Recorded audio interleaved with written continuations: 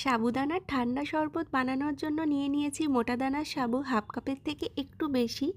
ভালো করে ধুয়ে নিয়ে 2 কাপ জলে ভিজতে দেব 1 ঘন্টার জন্য। যত গ্লাস শরবত বানাতে চাইছি তার থেকে 1 গ্লাস কম দুধ নিয়ে সেটা ফুটতে দেব। অন্যদিকে একটা বাটিতে নিয়ে নিয়েছি 1 চামচ কর্নফ্লাওয়ার আর 2 চামচ জল। এটা ভালো করে মিক্সড করে নেব। দুধটা ভালো করে ফুটে গেলে অ্যাড করে দেব চিনি। তোমরা তোমাদের প্রয়োজন মতো চিনি অ্যাড করে দিও।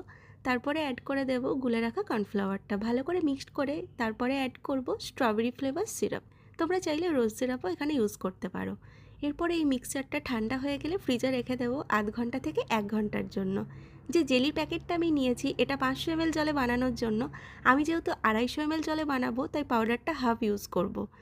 জলটা একটু গরম হয়ে গেলে পাউডারটা এখানে ঢেলে দিয়ে 2 থেকে 3 মিনিট ফুটিয়ে স্টিলের থালায় দিয়ে দেবো জমতে দেওয়ার জন্য। সাবুদানাটা ভালো করে ভিজে গেলে জল ঝরিয়ে একটা কড়াইয়ে স্ট্যান্ড বসিয়ে প্লেটের মধ্যে সাবুদানাগুলো রেখে ঢাকা দিয়ে 10 মিনিট ফুটিয়ে নেব। সাবুদানাটা সিদ্ধও হয়ে যাবে আর দেখো ট্রান্সপারেন্ট হয়ে গেছে, সাথে সেপারেটও আছে।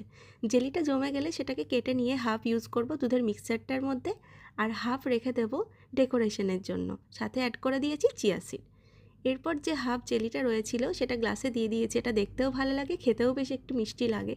এরপরে দুধের মিক্সচারটা অ্যাড করে দিয়ে ওপর থেকে দিয়ে দিয়েছি স্ট্রবেরি সিরাপ আর গোলাপের পাপড়ি অনলি ফর ডেকোরেশন।